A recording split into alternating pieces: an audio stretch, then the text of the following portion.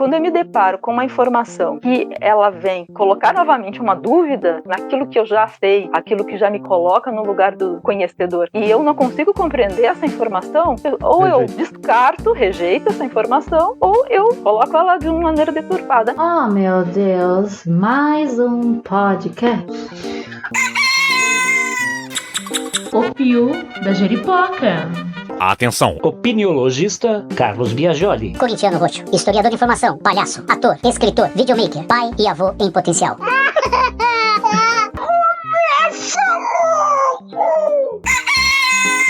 O Pio da Jeripoca. Mais uma vez, meu sócio nessa parada, que é o Ronaldo Marinho. Conta pra gente, quem sois vós? Olá, Carlão. Eu sou físico de formação, fiz mestrado no Departamento de Eletrônica Quântica lá da Unicamp. Depois eu fui professor no programa de pós-graduação, onde eu dava aula de física moderna. E, além disso, eu tenho um interesse muito grande em artes também. Eu sou diretor teatral no campo da comunicação e também sobre o desenvolvimento da consciência humana. Bom, eu faço parte de um grupo da PUC São Paulo de pesquisas. Agora eu venho desenvolvendo um trabalho no pós-doutorado. A minha abordagem é através da linguagem científica, que eu procuro compreender o que está relacionado com o universo objetivo da física e também do universo subjetivo, ou seja, como a consciência humana surge no meio de tudo isso. Quem também compõe essa banca é meu filho, tem 16 anos, já para 17. Diz aí pro pessoal, quem sois vós? Meu nome é Davi Biagioli, eu sou estudante da escola, normal. Também entrei agora em desenvolvimento de sistemas NETEC e sempre fui muito curioso e muito fascinado por ciências em muitos aspectos. Desde manual do mundo a multiverso. É isso aí, pessoal. O papo hoje vai ser então sobre sapiência fake. Sapiência fake é um nome maravilhoso que a gente descobriu num artigo, que vai ser citado aqui, que diz respeito a todo esse universo da teoria de conspiração. E antes de apresentar a nossa convidada de hoje, Rose Prado, vamos fazer aqui uma pausinha que eu tenho um papo reto para bater com todos vocês. Vamos lá. Atenção! O Pio da Jeripoca é um podcast idealizado, produzido, roteirizado, editado, sonorizado e finalizado por Carlos Biagioli. Bacana! Agora explica. É um projeto absolutamente independente, que conta com o apoio de quem o segue no YouTube, no Spotify e nos principais agregadores de podcasts. Amei! Gente, a gente é super grato a todos e todas que compartilham nossos episódios para que essas histórias e prosas tão interessantes batam asas mundo adentro. Se você acompanha o nosso panorama cultural, além das nossas séries Mundo Adentro, Só Sei Que Foi Assim, Outras Histórias e Crença versus Realidade, você pode se tornar um dos nossos Jeripokers. Ou seja, embarcar junto com a gente na construção desse acervo, que exige da gente tempo integral de dedicação no processo de construção de cada episódio. São horas e horas e horas pensando no assunto, editando e produzindo geral. Quer saber direitinho como se tornar uma parceira, um parceiro nessa jornada? Atenção! É fácil. Acesse agora mesmo apoia.se/pio e vem com a gente. Obrigado! O Pio da Jeripoca. E aí, Rose, conta pra gente, quem sois vós? Eu, uma tecnóloga em processamento de dados e que descobriu a semiótica por um acaso, por um livro achado no metrô da Lúcia Santaella, e aí falou, é isso. E foi quando eu descobri que minha pesquisa era entender a relação entre sobrevivência e conexão social. Fui fazer um mestrado na PUC em comunicação e semiótica com orientação da Helena Katz, mas não foi tão à toa, porque eu venho também das artes cênicas, das artes da cena, do teatro, da dança, do circo. E aí foi quando eu misturei essas informações todas, a ideia de entender como a conexão social entre as pessoas acontece, qual a necessidade dessa conexão no mestrado a partir da dança. E aí é isso, é uma pessoa de humanas extremamente interessada em exatas. Muito bem-vinda. Essa roda de malucos aqui que a gente fundou, né, Marim? Aqui partiu de uma vontade de contrapor a realidade do ponto de vista objetivo com a realidade considerada a partir do universo subjetivo que a gente chamou de sistemas de crença. Então veja onde você está caindo, minha amiga. Então o ouvinte a par já de tudo isso, hoje está sendo convidado a conversar realidade versus crença do viés da teoria da conspiração. Tema este trazido por essa nossa querida Rose Prado. Então hoje o viés é esse. Adorei a proposição, Rose. Tá curtindo? Compartilha. O fio da Jeripoca. Vamos começar a partir de um texto proposto pelo Marinsky, que é um texto publicado pelo UOL, através de uma conexão aí com o site Viva Bem, assinado pela Simone Cunha. Abre aspas. Teóricos da conspiração são pessoas que, diante de alguma mudança sócio-histórica e ou política, se sentem ameaçadas de maneira real ou imaginária. Fecha aspas. E aí, Monamis? Me interessa muito entender a teoria da conspiração como uma categoria, como um modo de compreender um determinado tipo de informação, mais do que apontar quem são, como agem, onde vivem, como se reproduzem os teóricos da conspiração. Porque me interessa mais entender como isso funciona num contexto social, que é uma coisa que eu não falei da minha formação também, que eu sou uma licenciada em sociologia. A gente tem uma necessidade de conexão social para sobreviver. Isso é um traço biológico do processo evolutivo. Nós desenvolvemos genes para estar em conexão com os outros. E quando a gente se sente desconectado, fora, isolado, biologicamente o corpo entende que a gente está em perigo. Então, um modo de desenvolver essas conexões é a partir da bendita crença. E a crença, ela faz parte do impulso social, ou seja, a gente precisa estar num grupo onde as crenças sejam similares. A crença, ela precisa satisfazer a razão. Isso é um estudo, isso é uma proposição do Peirce, inclusive, do Charles Peirce. Então, o que acontece? Estando nesse grupo onde essas crenças são similares, onde elas se encontram, o sujeito ele se sente seguro. Então, ele precisa não só ele mesmo acreditar em algo, como também que este grupo, não só que um ou outro sujeito, mas ele precisa que o seu grupo esteja nas mesmas crenças. Isso é um traço do impulso social. E aí, juntando também com uma questão de um psicólogo da educação, que é o Davi Alstobel, ele propõe também a educação significativa, onde cada sujeito, a capacidade dele de entender algo tem a ver com o que ele já sabe. Tem até um filme chamado Anha-Chanchan, que fala de um garoto que não quer mais ir para a escola porque na escola só querem ensinar aquilo que ele não sabe. É um filme de 1983, mas a estética parece anterior.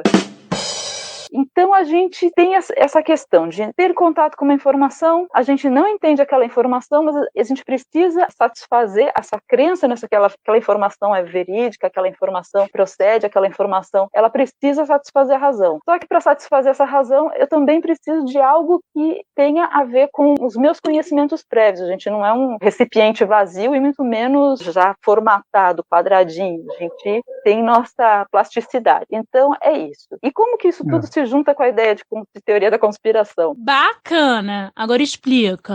A informação científica, ela tem uma dificuldade muito maior de se propagar, justamente por ela necessitar de um conhecimento prévio para satisfazer a razão. Então, é muito mais simples se acreditar e se estar confortável e se sentir em conexão com o outro e sentir com essa questão da crença bem suprida, quando eu me deparo com uma informação e essa informação satisfaz e eu tenho uma relação de proximidade com essa informação. Então, essa teoria da conspiração é uma necessidade de sobrevivência de eu não entendo aquilo que é do campo científico, aquilo que necessita de uma pesquisa, de uma informação, mas entendo de coisas muito simples, como um grupo de pessoas conspirando para que algo aconteça. Isso, a gente lida com essa situação até na família, um grupo de pessoas ali conspirando para que algo aconteça, nem que seja o almoço de domingo. E essa informação é muito simples de ser compreendida. E toda vez que eu me deparo com uma informação que, ela não é fácil de ser compreendida justamente porque ela não consegue encontrar um par naquilo que eu já compreendo, a facilidade disso se espalhar, disso procurar um outro tipo de conhecimento muito mais fácil de propagar e de encontrar outras crenças e assim fazer essa conexão social para se sentir seguro, para se sentir, eu não estou entendendo o que está acontecendo. A dúvida, ela é muito cruel, né? Alguns lidam bem com a dúvida justamente por ser isso que o impulsiona como um pesquisador, mas existe uma crença de que aquela hipótese que ele suscita também pode ser verificada, mas estar com a dúvida é algo que vai contra essa necessidade de sobrevivência. E isso é um dos pontos que dá uma liga, dá um caminho para a formação da teoria da conspiração, para a necessidade de criar contextos onde a teoria da conspiração se estabelece. Atenção. Apoia.se. Obrigado. As teorias das conspirações se mantêm através das fake news. E ela tocou num tema que é a primeira característica que você identifica na fake news, né? Que é a necessidade de união de um grupo. Então, a fake news, ela vai dar uma base para que aquela comunidade possua um elemento de identificação. Então, por exemplo, se eu acreditar em uma verdade que seja universal, eu não vou me diferenciar, porque a verdade universal, ela é de conhecimento de todo mundo, né? É uma coisa que não me diferencia. Então, eu preciso de algo que seja diferente. Então, geralmente, a comunidade vai criar o quê? Ela vai criar uma história que só faz referência a um determinado ponto que eles conseguem identificar, né? Como, por exemplo, se eu disser que o Sol nasce a leste e se põe a oeste, qualquer um tem essa informação. Porém, se eu disser que o Sol é o olho de um sapo gigante que está lá, tal, só as pessoas da minha comunidade vão acreditar naquilo. E aí, então, se eu, de repente, em uma situação de perigo, encontrar alguém que eu não conheça, se eu contar aquela história e ele identificar, eu falo, isso aí é dos meus, isso aí eu posso confiar. Ou se a pessoa não conhecer a história, então ela não se identifica como alguém do meu grupo, então eu tenho que me cuidar em relação a isso. Esse é um exemplo que o Yuval Harari fala em teoria de conspiração e quando ele aborda as fake news, né?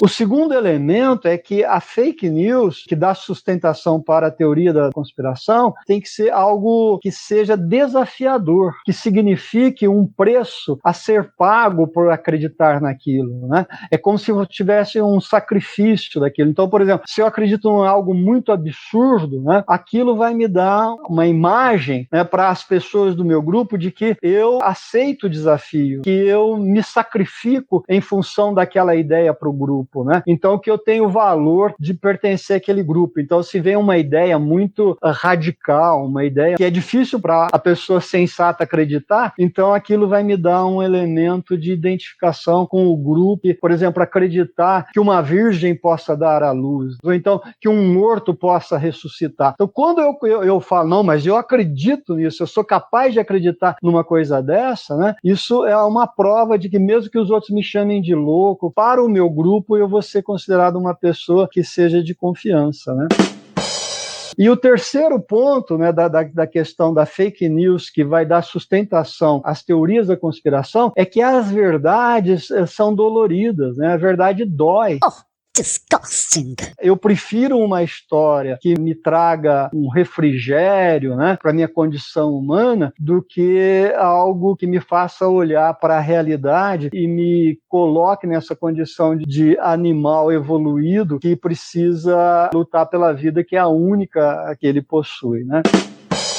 É essa necessidade do indivíduo de pertencimento a um grupo, de identificação e também de, ao mesmo tempo, ele poder ser reconhecido, ele poder chamar atenção. Também tem aquela questão de quando eu trago algo que é absurdo, eu chamo atenção e aí então eu passo a ser um indivíduo que existe para os outros também, né? Principalmente se eu trouxer algo muito absurdo que todo mundo vá querer contestar, né? Por exemplo, se eu sair por aí falando que a Terra é plana, quando todo mundo sabe que isso não é verdade. Então, eu acabo me tornando uma pessoa, aquele lá acredita na Terra plana, né? Eu acabo chamando atenção e isso daí me traz uma satisfação de uma forma egocêntrica, né? Porque aí eu passo a ser notado, eu não sou mais um perdido no meio da multidão, né? Gente, fiquei bege. A outra questão também, que tem a ver com aquele terceiro ponto da fake news. Se um líder político, por exemplo, ou religioso, disser a verdade, ele nunca vai ser eleito. As pessoas não vão segui-lo, né? Por exemplo, quem que vai votar num cara que fala assim, olha, o Brasil é um país que tem muitas dificuldades, eu não vou conseguir resolver tudo de uma vez. Não, eles vão votar em quem falar assim, não, eu vou resolver tudo, eu vou acabar com a maracutaia, eu vou acabar com tudo que está acontecendo. Então, as pessoas querem ouvir isso, mas é uma mentira, porque ninguém vai dar conta de resolver todos os problemas. Só que nenhum candidato político vai ter coragem de dizer isso. Um líder religioso não vai chegar e falar assim, olha, você vai morrer e acabou. Se ele falar isso, as pessoas não vão segui-lo, né? Então ele tem que prometer coisas absurdas. Olha, depois que você morrer, você vai encontrar as pessoas que você gostava, aquela coisa toda.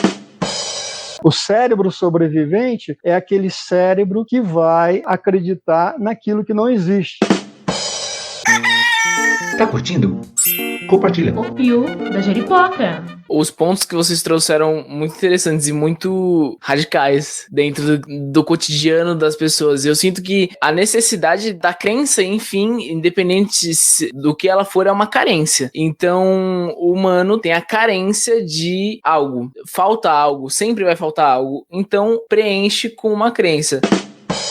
Eu falar que esse objeto, ele é transparente, sendo que eu tô vendo ele, isso vai me trazendo uma identidade, algo que é meu e que as pessoas que acreditarem, a gente vai criar um grupo ali que é nosso, é a identidade. Então, eu tenho uma carência. Nossa, eu não tenho nenhum diferencial, eu sou uma pessoa comum do dia a dia. Se eu acreditar que esse objeto que eu tô vendo é transparente, isso vai me trazer um diferencial e as pessoas vão começar ou a me seguir ou a me repudiar. E eu vou me sentir, o meu ego vai brilhar com as pessoas falando de mim, porque eu vou estar sendo revolucionário. E quando surgem teorias como Terra plana, entre outros, uma pessoa pensou isso. Quando isso toma um caráter maior, o nosso cérebro tende a confirmar as coisas que a gente pensa. Então, o nosso cérebro começa a criar memórias falsas.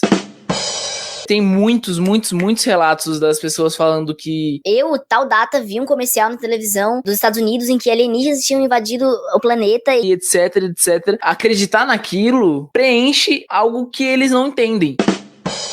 A partir do momento que você não entende algo, pelo menos pra mim, é ou desafiador ou desesperador, ou os dois.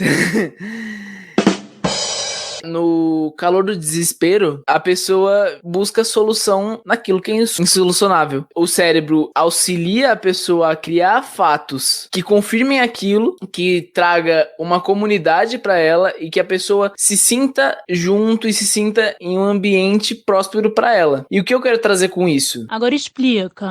A teoria da conspiração tem um papel importante dentro da vida da pessoa. Não que aquilo seja correto. A verdade não importa aí. Mas pra ela é uma verdade, por mais que estudos, série de coisas de que não, pra ela aquilo é uma verdade. E existe pontos diferentes entre teoria da conspiração e crença. Agora explica.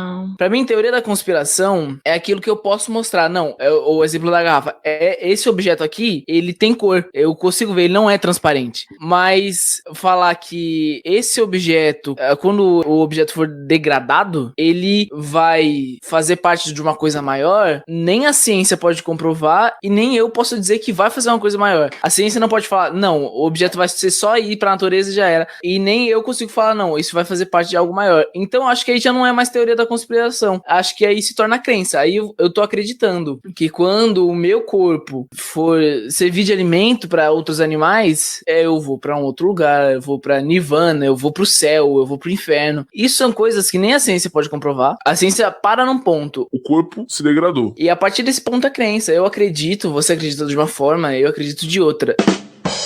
E a teoria da conspiração é aquilo que já foi provado. Já foi provado que a Terra é redonda, as pessoas já foram pra Lua e viram a Terra redonda. Isso foi provado. A pessoa que fizer contraponto a isso, traz a teoria da conspiração. Resumindo, teoria da conspiração e fé são coisas diferentes, porque a fé não é algo que pode ser provado. Amei, gente. Atenção. Apoia.se/. Obrigado.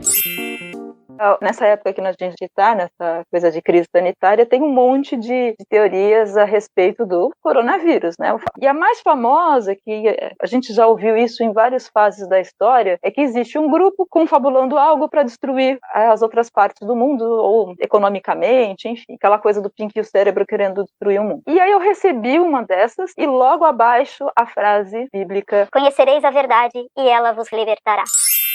Ou seja, uma coisa que o Davi falou que eu achei bem interessante de lembrar é: teoria da conspiração, para quem desenvolve e para quem propaga, não é nem absurda e nem é mentira. Ela é uma verdade que liberta do grupo de pessoas que estão iludidos por uma questão X. Vocês acham que simplesmente esse vírus apareceu assim? Não, vocês estão enganados. Foi um grupo que se reuniu e criou esse vírus para acabar com a economia mundial. Quer dizer, é a sensação de deter de uma verdade que os demais não detêm que fortalece a sensação de ser livre, de ter contato com a verdade. E aí, teoria da conspiração não é sinônimo de crença, mas uma coisa que até a minha orientadora, eu falo que ela vai ser minha orientadora para sempre, freirianamente, que é a Helena Kac, e ela falou assim: não é um ataque nesse momento à ideia de crer em que quer que seja, mas é colocar no lugar de da informação científica para ser resolvida com uma questão, com uma informação que é do campo da crença. É esse o perigo, e aí é onde a crença se cola na teoria da conspiração, é estar no contexto errado.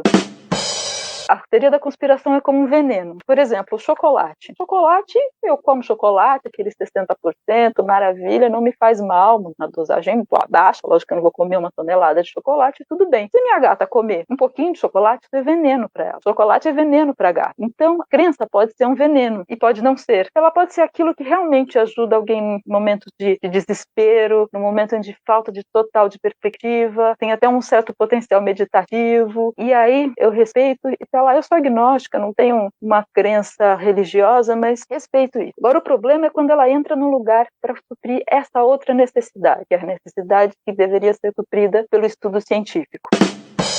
E muitas vezes o estudo científico também lida com isso. Tem lá alguma coisa que é um paradigma e vem um outro e vamos entender melhor isso daqui não é bem assim, algo que durante muitos séculos foi compreendido de tal modo e a ciência vem desvendar, vem criar outra hipótese, encontra um outro caminho e descobre que aquilo não é daquele jeito que era compreendido antes. E se resolve com estudos científicos, com provas, com algo que a razão consegue lidar. Mas a ciência não se baseia em crença, né? Ela baseia em evidências, né? Mas é isso que eu estou falando. Se surge uma evidência nova, aí sim você tem a mudança de paradigma, é necessária a evidência. Não é porque um cientista acredita naquilo ou o outro acredita que muda. Muda quando surge uma evidência. Né? Não, mas eu não estou comparando no sentido de equiparar. Eu estou falando justamente o que você está dizendo. A ciência, quando encontra algo que ela, por evidências, por provas científicas, por hipóteses, por objetos, por um corpus ali que precisa ser contestado, que merece ser contestado, ela vai contestar a partir das evidências. O problema é quando se coloca a crença para resolver isso. Aí é que surge a teoria da conspiração, quando aquilo que era para ser resolvido, ser discutido por evidência científica, começa a ser resolvido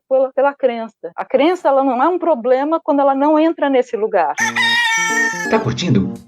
Compartilha. O Pio da Jeripoca. Um professor de sociologia diz: onde existe teoria da conspiração, não existe a própria sociologia. Como, por exemplo, a história do coronavírus desconsidera totalmente as diferenças sociais, os problemas econômicos, questões biológicas, desconsidera todos esses fatores e cria só um grupo de pessoas criando um grande problema.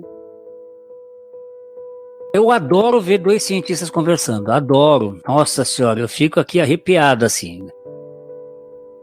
Concordo, Marinho, que ciência e crença não estão no mesmo patamar. Ciência está algo material e crença é algo emocional. Então, mas a emoção, afetivo. ela vem de um substrato material. Hoje você tem a neurociência que não deixa nenhuma dúvida em relação a isso. Mas aí nós já estamos indo para o caminho dos negacionistas também, né? Mas eu queria falar aqui rapidamente, tá tudo interligado, né, Carlão? Tá tudo dentro do mesmo organismo. A Terra plana, eu acho que é o popstar do momento. Mas tem outras, tem por exemplo Conficker, um dos malwares mais poderosos dos últimos tempos. Responsável pela infecção de 10 milhões de computadores. Foi criado por quem, adivinha? Claro, só podia ser. Outra, o Facebook. É uma armadilha da CIA. Tem o objetivo de reunir um banco de dados imenso em que é possível ter acesso a informações pessoais de qualquer cidadão da parte do mundo. Mas, gente, vamos combinar que isso aí não é muito mentira, não, né? Essa é ótima. Jesus casou e deu muitos netos a seu pai Deus. Deus foi avô de vários netinhos, né? Essa aqui eu achei genial. Shakespeare é o nome de uma holding. Sabia dessa, Marisque? Shakespeare não escreveu algumas de suas obras. A gente sabe que teve alguns autores que participaram da escrita, né? Junto com ele, mas aqui a teoria da conspiração. Olha só a explicação. Pra esse povo que acredita nisso. Shakespeare era um tipo de codinome que abarcava diversos escritores que assinavam seus trabalhos. Mas também tem quem acredite que Shakespeare não passava de um mero ator mequetrefe do The Globe, o teatro, né? Que mal sabia escrever o próprio idioma, então não tinha condição nenhuma de conhecer Veneza. Tem um filme sobre isso, viu, Carlão? É mesmo? Que acreditam, né, que o Shakespeare era o conde de Oxford. Então tem várias teorias de conspiração. Com certeza, logo eles vão falar que Shakespeare criou o AstraZeneca. Podem esperar que logo vai ser isso. Carlão, não vai esquecer aí da teoria da conspiração que para nossa geração foi, assim, para minha pelo menos, né, que é a questão dos discos voadores, né? Até hoje tem gente que acredita em visitas, né, de seres extraterrestres. Você acredita, Marinsky, que haja vida fora do planeta? Não, eu gosto muito da observação que o Carl Sagan fez, né? Se não existir vida em outro lugar fora da Terra, vai ser um enorme desperdício. Né? Deixa eu te falar dessa. É enorme, né?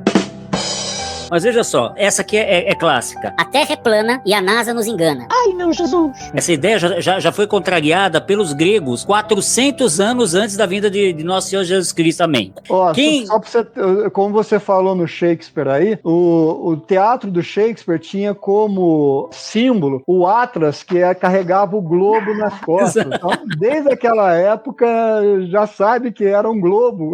Que Exatamente. Era redondo também. Então, essa teoria de que a Terra é plana e que a NASA nos engana tem origem na astronomia zetética, século XIX, cuja base científica são o quê?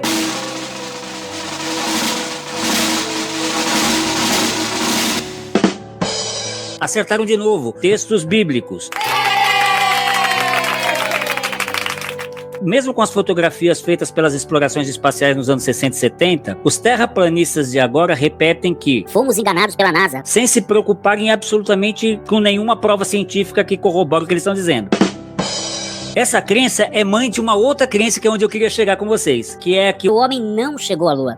Carlão, o avô dizia que o homem não tinha chegado à Lua lá em 70, e não cabia na cabeça dele que o ser humano poderia um dia ir àquela Lua que ele cantava para as namoradas dele. Né? Tem uma dissertação de mestrado justamente falando sobre teoria da conspiração, que toma como objeto, aliás, como corpus, né, como estudo, a chegada do homem à Lua. Bem interessante. É de um físico. Agora, veja só a minha situação. Eu sou físico, eu dou aula de física, né? E eu acompanhei todo o programa espacial americano. Eu fui para a física, eu fui para a ciência, porque eu era apaixonado. Eu escrevi para a NASA, e quando eu tinha 14, 15 anos, o programa ainda existia, né? Eu me candidatando. Eu não me importaria se eu virasse um macaquinho na mão deles para fazer experiência. Eu queria ser astronauta, era o meu sonho. Eu virei um cientista por causa de todo aquele frenesi, né, na corrida espacial. Então eu vivenciei aquilo. Quando os astronautas chegaram na Lua, eu era bem pequeno ainda, mas o meu pai era fascinado por isso também. Ele arrumou uma televisão pra gente assistir, aquelas imagens meio desfocadas e tal, né? Então eu acompanhei todo o processo. Inclusive vi quando explodiu lá Apollo 1 na base, que matou 3 astronautas, foi um drama e tal. Então eu vivenciei toda essa história. Agora eu chego às vezes eu tô dando palestra, aí vem aquele aluninho de 14, 15 anos, que não tem ideia nenhuma, nasceu agora no século XXI. Mas, é mentira tudo isso daí, né? Veja só a minha situação, né? Um cara que vivenciou toda a história, aí eu chego um molequinho. Porque aí que dói, porque se pelo menos ele colocasse no final da frase uma interrogação, seria mais palatável, né? Agora o cara afirma e ainda coloca um... Eu vi no YouTube, ele falou pra mim. Saiu até no YouTube, tio. Tem um vídeo super famoso falando disso, né? Mostrando, eles fazem cálculos físicos muito mal feitos, mas eu creio que mal feitos, porque eles resolvem que não existe. Ele falou do pai dele, eu lembrei do meu. Eu sou muito agradecido, porque nós somos, a gente morava lá na Xavier Toledo, no centrão da cidade de São Paulo, e eu me lembro que ele gostava de levar a gente pra passear, isso, 69, né, que o homem pisou na lua, né? Aí a gente tava na rua, de noite, ele olhou pro céu, assim, pra lua, uma lua cheia, e falou assim: Filho, vem cá, vem ver, tá vendo aqueles 2 pontinhos ali na lua? Eu olhei assim, atento, eu tô vendo, pai. Então, são os 2 homens caminhando lá. Aí eu, puxa, que legal, pai. Então, olha lá. Então eu achei que meu pai contribuiu muito para o que eu sou hoje nesse sentido. Mas deixa eu contar aqui, olha, o homem chegou à Lua. Para esses céticos que nós estamos conversando aí, o homem nunca esteve lá. As imagens do evento teriam sido criadas em um estúdio cinematográfico pelo Stanley Kubrick, que foi contratado pela NASA. Só para ter uma ideia dessa situação hoje em dia, um tal de Iker Casillas perguntou no Twitter dele quem acreditava que o homem havia chegado à Lua. Surpresa, 42% dos entrevistados disseram que aquilo foi uma fraude. Aí vem as perguntas. Como a bandeira tremula se não tem vento? Quem filmou o astronauta? Cadê as estrelas? E aí vem um monte de perguntas muito sábias, né? Bota 27 aspas de cada lado aí, que encontra uma ótima resposta num professor chamado Mark Lork, que ele diz, abre aspas: Queridos, a bandeira não tremulava ao vento. Ela se movia enquanto Buzz Aldrin a colocava. As fotos foram tiradas durante o dia lunar e, como é óbvio, de dia não dá para ver estrela. As sombras são estranhas devido às lentes grande-angulares utilizadas, que distorciam as imagens. E por que ninguém filmou Neil descendo a escadinha? É porque havia uma câmera montada no exterior do módulo lunar que o gravou dando esse passo gigante para a humanidade. Se isso não for suficiente, a prova irrefutável e definitiva está nas fotografias dos pontos de alunissagem. Na Terra a gente aterriza, na Lua a gente aluniça. Tiradas pelo orbitador de reconhecimento lunar, nas quais dá para ver claramente as pegadas que os astronautas deixaram ao percorrer a superfície. Aí ele disse que a conversa foi encerrada porque ele estava num ônibus quando começou a escutar as teorias de conspiração, né? E segundo o professor, fatos e argumentos racionais não são muito eficazes na hora de alterar as crenças das pessoas. Atenção. Apoia.se. Obrigado. Na opinião de vocês, por que isso acontece? Aí começa de novo aquela história da necessidade de aprender aquilo que já se sabe, da aprendizagem significativa. Quando aquilo que eu me deparo não se verifica por nenhuma similaridade, não significa nada para mim, aquilo vai ser muito mais difícil de ser compreendido. E foi o Carlos, falou, nem pergunta, né, quando alguém afirma que não, a Terra é plana, isso é bobagem, o ser humano não chegou à Lua. E não coloca isso nem como dúvida, justamente porque não quer a dúvida, que é a certeza. E não dá para chegar nessa certeza sem uma evidência científica. Então, a evidência científica não é conhecida, ela não consegue encontrar um significado para aquele que quer saber, então ela vai encontrar uma proximidade com uma crença, com alguma coisa assim, eu acho que é assim. Eu estou me colocando no lugar de um teórico da conspiração. Quando eu me deparo com uma informação que ela vem colocar novamente uma dúvida naquilo que eu já sei, aquilo que já me coloca no lugar do conhecedor, e eu não consigo compreender essa informação, ou eu descarto, rejeito essa informação, ou eu coloco ela de uma maneira deturpada. Não, mas isso daí é porque a Terra é plana, porque alguém já por um acaso já viu? Alguém anda de ponta cabeça? Não, ninguém anda de ponta cabeça. Alguém já viu?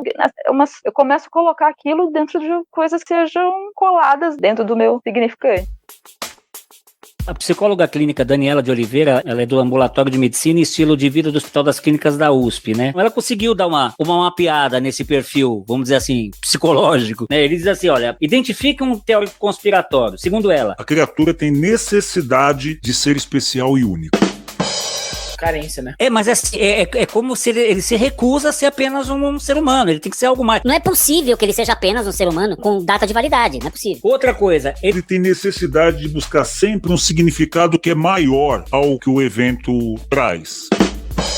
Sei lá, uma pedra rolou. Não, aí tem uma coisa. Não tem. E provavelmente é a CIA, ou a NASA, ou então chegou o Armagedon, que tá escrito nos textos bíblicos, né? São sempre pontos específicos, né? É sempre os mesmos atores. Mas aqui é áudio, é uma pena que o ouvinte não possa ver a minha cara. E aquela postura física que a pessoa assume, quando você fala, o próprio presidente da República já fez isso, quando trouxe algumas afirmações estapafúrdias, ele pergunta, você tem prova disso? A pessoa fala, nem vou falar porque você não tá preparado ainda pra saber.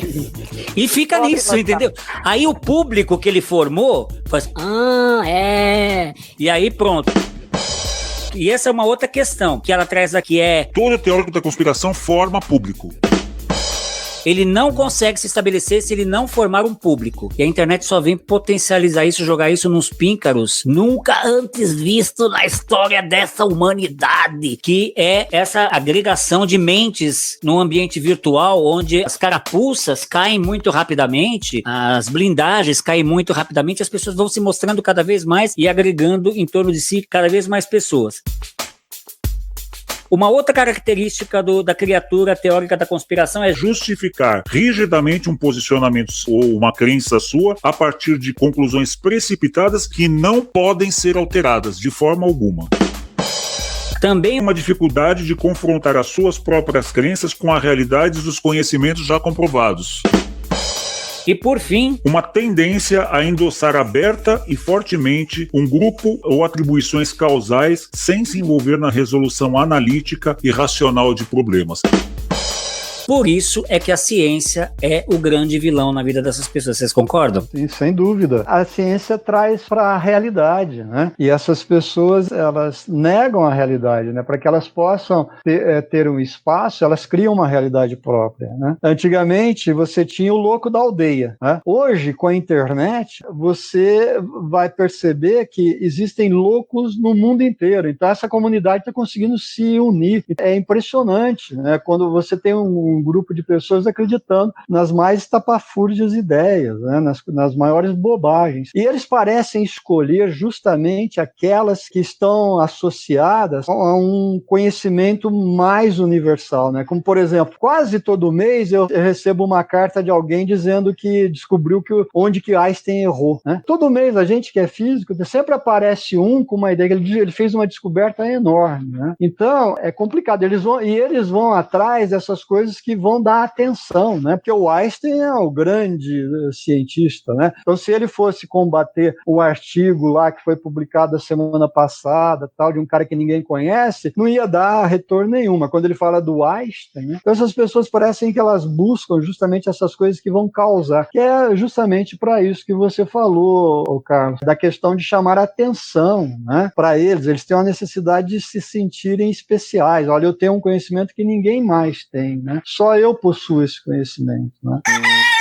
Tá curtindo?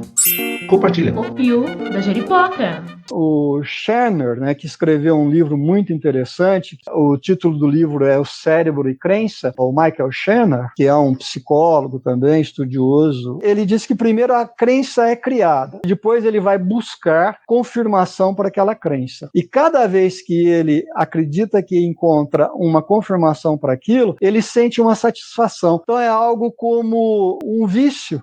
Ele, na verdade, ele aciona as vias dopaminérgicas do cérebro. É como viciado que está sempre indo atrás de uma droga, que tem a ver com a questão do veneno, que a Rose também lembrou, né? A questão da droga, né? Que é ingerida. E, no caso, né, quando ele descobre um ponto que pode dar confirmação para aquela conspiração que ele está acreditando ali, aquilo ali dá uma satisfação para ele. Então, ele está sempre buscando, está sempre alimentando aquilo, né? E se alguma coisa contraria aquilo, ele faz simplesmente o que a Rose disse, ele rejeita aquilo, porque aquilo não traz prazer nenhum para ele, né? Então ele fica sempre alimentando aquele ciclo de busca de prazer e cada vez mais mergulhando naquilo, né?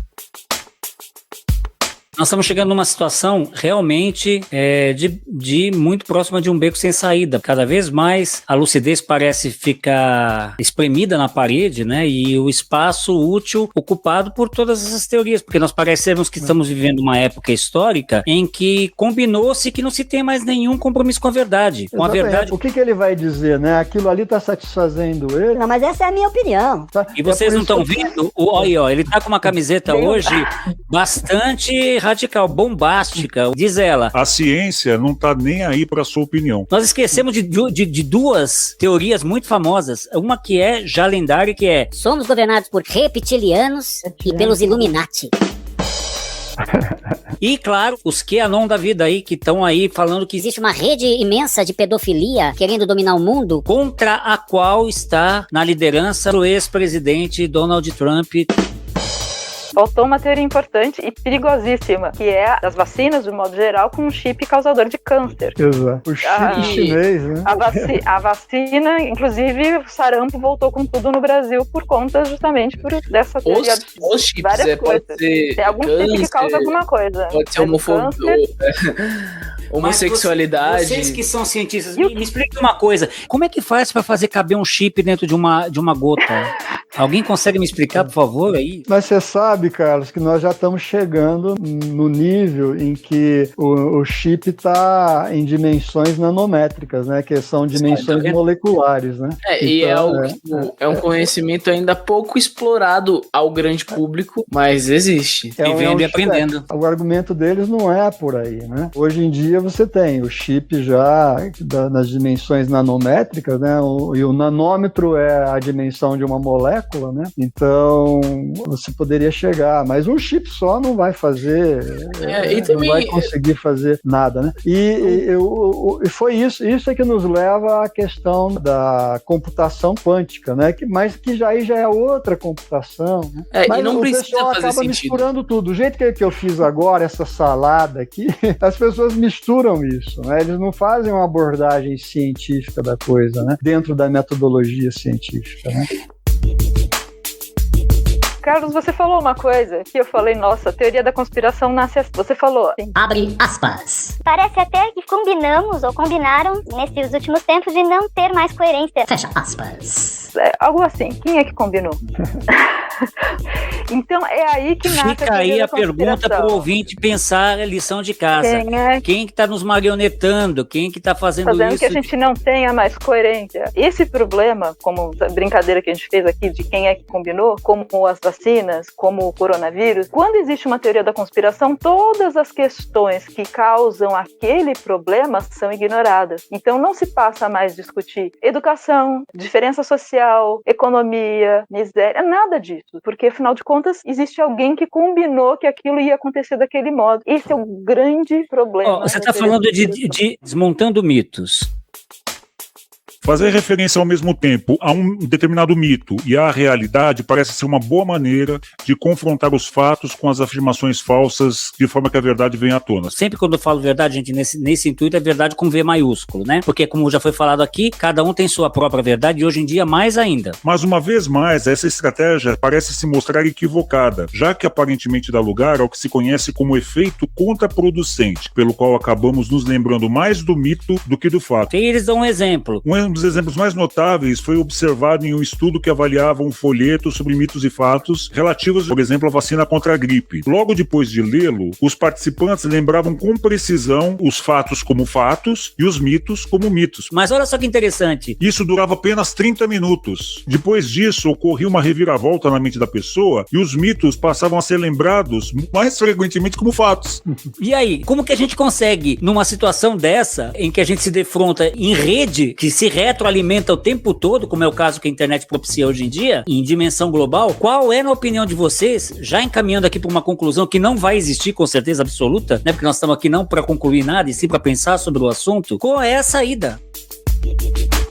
Uma das coisas que todo mundo parece ter um consenso é que o único remédio para isso é ciência. Atenção. Como tornar a ciência algo para leigo entender. Obrigado. Porque é isso que, no meu ponto de vista, vem causando esse transtorno todo. Tornar uma linguagem acessível, porque linguagem acadêmica é algo que eu não sei, é uma linguagem que distancia naturalmente. Há uma busca por palavras e formas e frases que a pessoa vai ter que ler umas 5 vezes, dar uma pesquisada pra entender. Receita de médico, é feita pra ninguém entender o que tá escrito. Sim, eu acho que é uma questão já da estrutura da linguagem acadêmica, palavras difíceis, e é comum, porque assim, por exemplo, laparostomia exploratória. Ele assiste Grey's Anatomy.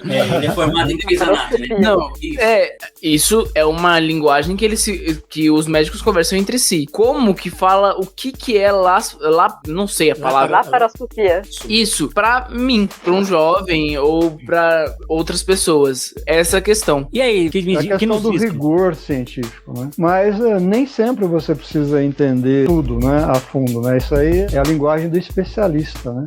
E é possível trazer a ciência para algo mais próximo, né, das pessoas, né? Só que é o tal negócio. Exige uma certa racionalidade para que você possa ter um entendimento. E muitas vezes o que a ciência traz é verdade. E a verdade dói, né? Então muitas vezes as pessoas não querem saber daquilo, elas querem uma explicação que seja mais poética, uma coisa que lhes permita... O que as conforte em momentos difíceis também. Que seja confortável, né? Então, como existe essa possibilidade de encontrar o conforto em outras narrativas, eles tendem a ir para essas outras narrativas, independente se aquilo é uma verdade ou não, porque internamente eles se sentem mais confortáveis em relação àquela informação. Um dos problemas é como combater essa postura, né, que é da própria condição humana. Porque o cérebro, ele, como eu disse lá no início, ele evoluiu para acreditar em coisas que não existem. Dentro do espaço subjetivo, cabe qualquer coisa que você quiser colocar. Então as pessoas tendem a colocar ali, nesse espaço da subjetividade, aquilo que vai ser mais interessante desse ponto de vista deles. Atenção! Como todos sabem, é um projeto absolutamente independente que conta com o apoio de quem o segue no YouTube, no Spotify e nos principais agregadores de podcasts. Se você acompanha o nosso panorama cultural, além das nossas séries, você pode se tornar um dos nossos Jeripokers. Acesse agora mesmo apoia.se/piu e vem com a gente. Obrigado! O Piu da Jeripoca. Coisa importante que a gente não abordou aqui, que vem acontecendo e que o Yuval Harari, no livro Homo Deus, o segundo livro dele, ele chamou atenção, foi para a inteligência artificial trabalhando em prol dessas fake news e em prol das teorias de conspiração, né? O algoritmo, né, da inteligência artificial, ele trabalha para levar para a pessoa aquilo que ela está buscando, aquilo que ela quer ouvir, e não para levar até a pessoa a verdade, mas sim aquilo que ela quer ouvir. Por exemplo, quando você entra em um determinado site pesquisando um produto, depois em tudo que for aparelho que você abrir, celular, computador, iPad e tal, aquele produto começa a aparecer do nada. Porque tem um algoritmo que foi procurar aquilo que você estava interessado e ele começa a te fornecer informação. Então, por exemplo, aquela pessoa que tem uma determinada teoria de conspiração, ela vai buscar aquela informação, depois os algoritmos que estão dominando o mundo começam a mandar o tempo inteiro informação sobre aquilo, e a cabeça da pessoa fica repleta daquilo, e ela não consegue nem pensar de uma forma diferente daquilo, né? Então nós estamos sendo dominados pela inteligência artificial. O ser humano não está mais senhor do seu próprio pensamento, ele está sendo direcionado. E aí a gente se aproxima bastante até daquele argumento de que o Zuckerberg está dominando o nosso pensamento. Na verdade, são os algoritmos que funcionam dessa forma. Então nós precisamos entender como é que as ideias, como é que as crenças ou como é que a informação ela está sendo produzida e ela está sendo disseminada. Esse é o fato importante. E aí é o que o Carlão afirmou, né? Não tem outro caminho que não seja o caminho da ciência, porque só a ciência possui uma metodologia que é capaz de lidar com isso. O método científico é aquilo que mais nos aproxima daquilo que pode ser a verdade objetiva. E mesmo assim, ela não é 100% exata, né? Porque toda a informação que nos entra, que nos chega, ela nos chega através de vias dos sentidos, da audição, da visão, do paladar, do tato. E aí isso é transformado num sinal elétrico que é levado ao cérebro, e lá no cérebro, o cérebro constrói toda uma representação da realidade que está fora da gente. Então, nós construímos a realidade que nós acreditamos dentro da nossa mente. O que nós precisamos é garantir que os sinais que estão nos chegando sejam os mais exatos possíveis, para que a gente possa realmente construir uma representação que esteja mais próxima possível da realidade. Do contrário, nós vamos viver num mundo assombrado pelos demônios. Tá curtindo? Compartilha. O Piu da Jeripoca. Muitas das pessoas que são pesquisadores da dança e se interessam por neurociência, por exemplo, são leitores e leitoras de Antônio Damasio, que é um neurocientista português atuante nos Estados Unidos. E aí eu entrei em contato com um outro tipo de escrita do Damasio, que eu já era leitora do Damasio há muito tempo, mas dos escritos de laboratório dele. E eu não entendi nada, porque nesse campo do mais laboratório dele, dos cálculos, como neurocientista, o que ele trazia ali era muito complicado para uma pessoa que não era uma neurocientista, uma pesquisadora da área da saúde, entender. Mas eu era leitora dos livros dele, eu li 5, 6 livros dele tranquilamente, porque ele tem os livros que são as obras de divulgação, que é onde ele fala sobre as pesquisas dele, mas sem o linguajar de laboratório do neurocientista. Ele faz até comparações com a filosofia, ele é super leitor de Spinoza, Camões também é leitor de Camões. Então, a gente ele gosta de Shakespeare. Shakespeare, aquele Shakespeare. Então, existe... O Homem de Stratford. Sim. E, então, existe primeiro, esse modo também da ciência poder comunicar aquilo que pesquisa, ter essa obra de divulgação, e tem esse outro lugar também, esse outro viés, que é justamente um processo de educação social, político, e vem também de quem é que vai encontrar essas informações. Falando de um outro neurocientista também que eu admiro muito, que é o Alain Berthoz, que é um francês, ele fala sobre a percepção como uma ação de decisão. A gente não percebe tudo. Eu estou aqui, eu não estou percebendo cada coisinha que está. Ela seleciona o que é necessário naquele momento para aquela ação prevista na minha sobrevivência. Eu dou sempre esse exemplo que eu acho fantástico. Uma mãe que acabou de ganhar neném, acabou de dar à luz, ela ouve choro de neném a quilômetros de distância. E a gente fala, não estou ouvindo nada, e ela está ouvindo, porque a percepção dela seleciona esse tipo de informação. E isso não é uma coisa assim divina, é uma coisa que existe por um treinamento do corpo. Uma coisa que o Marinsky falou, a gente vive nesses treinamentos, seja pela internet, quando a gente acaba se fechando em bolhas, não é a gente que faz isso, né? Os algoritmos nos fecham a receber sempre o mesmo tipo de informação. Uma vez um amigo falou que uma pessoa da família dele, a criança escreveu na internet gatinho pelado e apareceu um monte de homem pelado no computador da mãe. E aí eu achei estranho, escrevi no meu computador gatinho pelado, e como eu sou gateira, apareceu um monte de esfinx, que é aquele gato pelado, por várias páginas, porque no meu computador, o computador dela estava já o algoritmo comprar gatinho pelado ser aquilo, e gatinho pelado para mim é o esfinx, que é o gato. Então, de tanto receber... Ou seja, dedurou a mãe, né? O algoritmo acabou dedurando a mãe, legal, assim fica entre nós e só o planeta todo.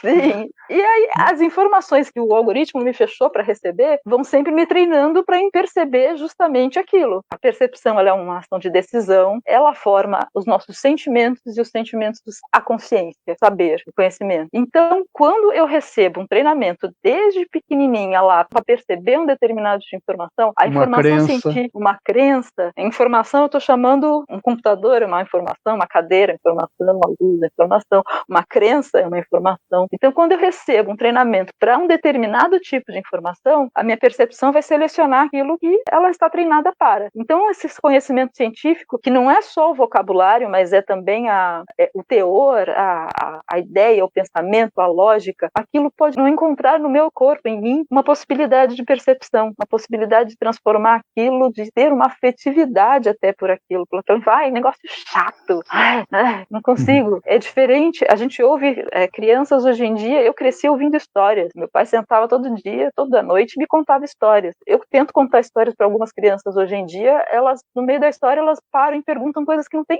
nada a ver com o que eu tô falando, como... Mas você cortou o cabelo? Mas eu tava falando do sapo, não? Então, existe um treinamento que a gente está perdendo, e é um treinamento solucionista, produtivista, de que que a gente pode... que precisa resolver, sim, não pode ficar muito tempo com a dúvida. A ciência lida com a dúvida. Eu falo que o grande barato da pesquisa é chegar no momento que eu falo, nossa, não sei, e agora? E é um momento que cada vez se está se treinando mais para não chegar nele, para ele não ser prazeroso, porque as informações vêm todas, porque eu preciso produzir logo, eu preciso fazer alguma coisa logo com aquilo. As pessoas querem certeza. Eu deleto logo, e deleta aquilo que eu não gostei de você, eu deleto do meu Facebook e pronto, eu não preciso conversar com você, resolver com você. Né? A própria cultura do cancelamento nasce aí também, né? Não quero isso, isso não quero, não, isso não quero, não, isso não existe, isso deixa de existir. Então, cultura do cancelamento. teorias da conspiração e as crenças resolvem muito rapidamente. Isso nos traz a questão da ciência, né? Ela quer resolver dúvidas, ela quer responder dúvidas, que é o que o Davi colocou, né? Como fazer divulgação científica. Eu acho que a gente fez muito mal, falando como os cientistas, né? Divulgação científica há tempos atrás. A gente está aprendendo agora essa necessidade de informar mais as pessoas, de levarem, de buscar colocar a ciência no seu devido lugar, mostrar a importância da ciência para as pessoas, está nos levando. Vocês estão vendo no Brasil muitos órgãos estruturando aí para fazerem divulgação científica, porque é a necessidade, é a única forma da gente conseguir lidar com todo esse atropelo à razão, né, que está acontecendo. Só a ciência pode ajudar. E o desafio é justamente como a gente produzir informação, divulgação científica, né? Não artigos científicos, mas a divulgação, né? Ou seja, aquilo que esteja numa linguagem acessível a todos. Eu acho que a gente fez muito mal isso. Antigamente, os grandes divulgadores científicos eram o que você contava nos dedos. Era o Sagan, o Dawkins, né? Essas pessoas e vai diminuindo o número, né? Então, atualmente tem surgido muito. Nós temos trabalhos muito bons. Os próprios canais de televisão, né? Eu tenho acompanhado alguns por causa da questão da pandemia, e aí você tem alguns divulgadores científicos como o Átila, que já está indo para os programas de televisão, a própria Natália Pasternak, fundadora do Instituto Questão de Ciência, que surgiu há 2 anos atrás, né? Quer dizer, é uma coisa muito recente, justamente por essa necessidade de se trabalhar nesse sentido. Então nós estamos aprendendo a lidar com isso, que é uma necessidade premente para enfrentar justamente esses problemas que nós levantamos, né? Os problemas da fake news, os problemas da teoria da conspiração, os problemas dos algoritmos que estão levando as pessoas a só ficarem fechadas dentro de um universo onde... essa é a minha opinião, pronto, acabou. Né? Então são os perigos da civilização moderna, né? Nós estamos enfrentando uma baita teoria de conspiração extremamente prejudicial para o coletivo, não só para o grupinho de quem acredita, e sim também para quem não acredita naquilo, que é todos nós, que é essa teoria contra as vacinas. Então eu indico que vocês acompanhem o podcast do médico, Dr. Miguel Niconelis, Diário do Front, em parceria com o jornal É o País. Tem uma duração de média de 20 minutos, mas ele, mais do que informativo, ele é um manifesto importantíssimo, muito lúcido, que eu recomendo. E antes de terminar e passar a palavra para os nossos queridos convidados para suas considerações finais, eu não conceituei conspiração. Então fui perguntar aqui o dicionário, né, e diz que... É uma ação de construir um plano que prejudica alguém, geralmente um governante ou uma pessoa poderosa. É uma maquinação. É o ato de quem busca prejudicar alguém com a ajuda de outrem. É um conluio. É uma combinação secreta com alguém contra uma terceira pessoa. É uma trama. Eu quero fazer uma pergunta que me vem desde o começo do papo, que a gente, quando vai falar de teoria da conspiração, a gente fala sempre de algo muito grande. O chip que vai mudar a estrutura física, a Terra é plana, sempre algo muito grande, megalomaníaco. Mas o que eu queria perguntar é, teoria da conspiração também não é dizer que racismo não existe? Não é negar fatos históricos? Dizer o que o outro tá sentindo é mentira, enfim. É isso. Veja só, a gente está falando sobre teoria de conspiração, que são teorias baseadas em crenças que não têm dados, não tem nenhuma comprovação de que aquilo seja verdade. No mundo real mesmo, né? Então nós estamos falando sobre isso. Essa ideia, a teoria da conspiração só existe na cabeça daquela pessoa e na cabeça das pessoas que acreditam na mesma teoria que ele acredita. Você não tem dados, você não tem informação ali que comprove a existência daquilo. Deus é a mesma coisa, ele só existe na cabeça das pessoas. Você não tem, fora da experiência pessoal, nenhum dado que possa comprovar a existência desse ser. Então, ele é como uma teoria da conspiração, ele existe na mente das pessoas e daquelas pessoas que acreditam naquilo, né? Justamente por causa disso, por falta de evidências. É só apresentar uma evidência que ele deixa de ser algo de existência apenas na subjetividade, ele passa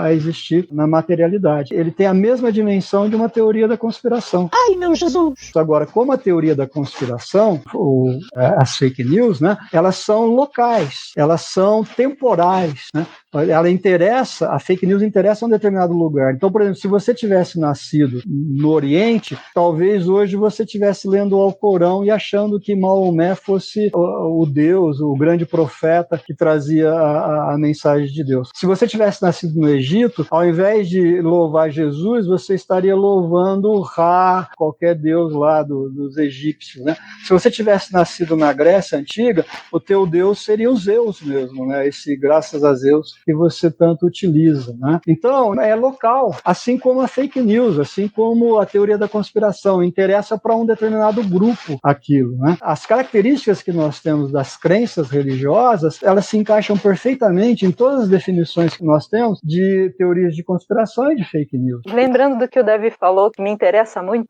é pensar do que é feito uma teoria da conspiração. Você deu a definição de dicionário, de conluio, de conchavo, de pessoas ou grupo reunido para planejar algo maléfico, algo que destrói alguma coisa. Então, talvez, essa afirmação de que o racismo não existe, em si, não é uma teoria da conspiração, mas é feito da mesma materialidade que a teoria da conspiração, que é a negação dos contextos, é a negação da realidade, e causa os mesmos problemas. Talvez não existe um grupo maléfico criando esse contexto. Existem situações, existem contextos, existem vários fatores sociais produzindo essa afirmação, essa negação de que o racismo existe. Pensar assim é o contrário de pensar pela lógica da teoria da conspiração, onde um grupo manipularia isso, ou como se ela fosse criada nesse sentido. A afirmação de que não existe racismo é negar totalmente as evidências, né, científicas, sociológicas, políticas, subjetivas, e isso é a lógica da teoria da conspiração. Mas faltou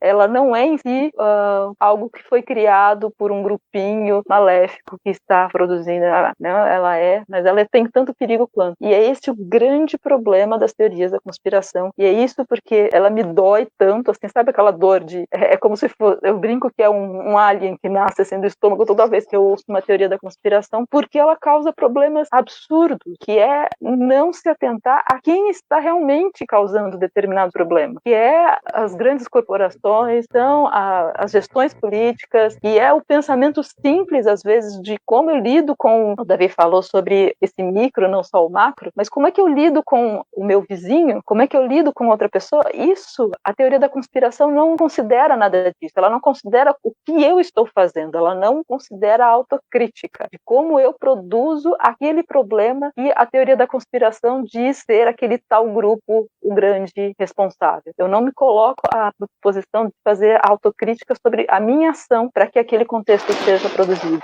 E esse para mim, é o grande problema social, é o grande problema que a teoria da conspiração produz. É a falta de possibilidade de enxergar socialmente, politicamente, biologicamente, os problemas que geram determinada questão. Ela nega o fato, né? Ela nega a realidade, né? E esse é o grande problema das teorias de conspiração, é a negação da realidade. Mas eu quero perguntar pro Davi o seguinte, é teoria da conspiração da minha parte acreditar que a tua namorada tá roubando você de mim?